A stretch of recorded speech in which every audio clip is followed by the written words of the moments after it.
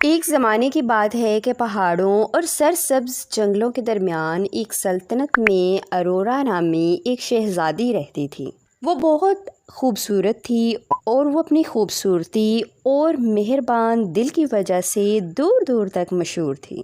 اس کی زندگی اسے غیر متوقع موڑ پر لے آئی جب ایک بری جادوگرنی نے اپنی ڈیمانڈ نہ پوری ہونے پر اسے شراپ دیا کہ وہ اپنی 16ویں سالگرہ پر چرخی کے تکلے کو چھوئے گی تو وہ بدصورت ہو جائے گی اور پوری سلطنت نیند میں چلی جائے گی، اور بیدار کرنے کا واحد ایک ہی حل ہوگا، وہ ہوگا سچا پیار۔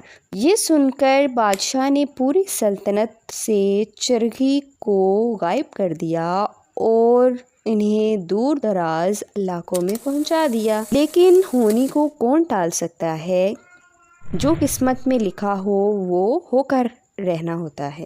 کئی سال گزر گئے، شہزادی کی 16ویں سالگرہ آ گئی اور اس نے اپنے بابا سے دور دراز علاقے کی سیر کرنے کو کہا۔ بہت اصرار کرنے کے بعد جب بابا جان اس کے مان گئے تو وہ دور دراز علاقوں کی سیر کرنے کے لیے چلی گئی۔ علاقے میں عجیب چیز دیکھی جو پہلے کبھی نہیں دیکھی تھی۔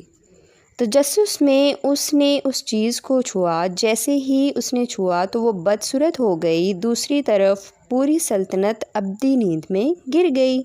سیر کرنے کے دوران شہزادی نے آئینہ دیکھا تو اپنی صورت دیکھ کر حیران و پریشان ہو گئی۔ اسی وقت منہ چھپایا اور سلطنت کی طرف واپس آ گئی۔ وہاں جا کر دیکھا تو ہر چیز ساکن تھی، انسان، چرند پرند اور جانور سب مجسمے بن گئے تھے۔ ارورا یہ دیکھ کر بے ہوش ہو گئی اور ذہنی توازن کھو بیٹھی۔ دن رات ایک ہی رٹ لگائے رکھتی میرے بابا اور سلطنت کے لوگ۔ کئی سال گزر گئے، لوگ اس سلطنت میں جاتے اور اسے بری جادوگرنی سمجھ کر ڈر کر باہر سے ہی چلے جاتے۔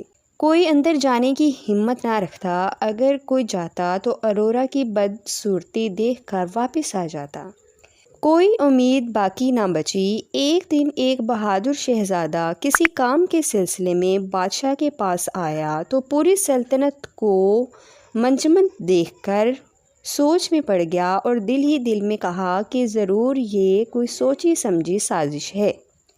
ابھی وہ یہ سوچ ہی رہا تھا کہ شہزادی ارورا سامنے آ گئی اور پکار رہی تھی کہ میرے بابا اور میری سلطنت کے لوگ۔ شہزادے نے شہزادی کی طرف دیکھا تو شہزادی کی آنکھیں شہزادے کو بھا گئی۔ اس نے شہزادی کی آنکھوں کی طرف، اسے شہزادی سے سچا پیار ہو گیا۔ ابھی وہ آنکھوں کی طرف دیکھ ہی رہا تھا کہ پوری سلطنت جاگ اٹھی۔ بادشاہ نے شہزادے کا شکریہ ادا کیا اور شہزادے کو ہیرو مان کر احتراماً جشن منایا، جس میں شہزادے کے والدین کو بلایا اور سب کے سامنے شہزادے نے شہزادی کو شادی کے لیے پرپوز کیا۔ یہ سن کر سب بہت خوش ہوئے، لہٰذا کچھ مہینوں بعد شہزادے اور شہزادی ارورا کی شادی ہو گئی اور وہ ہنسی خوشی رہنے لگے۔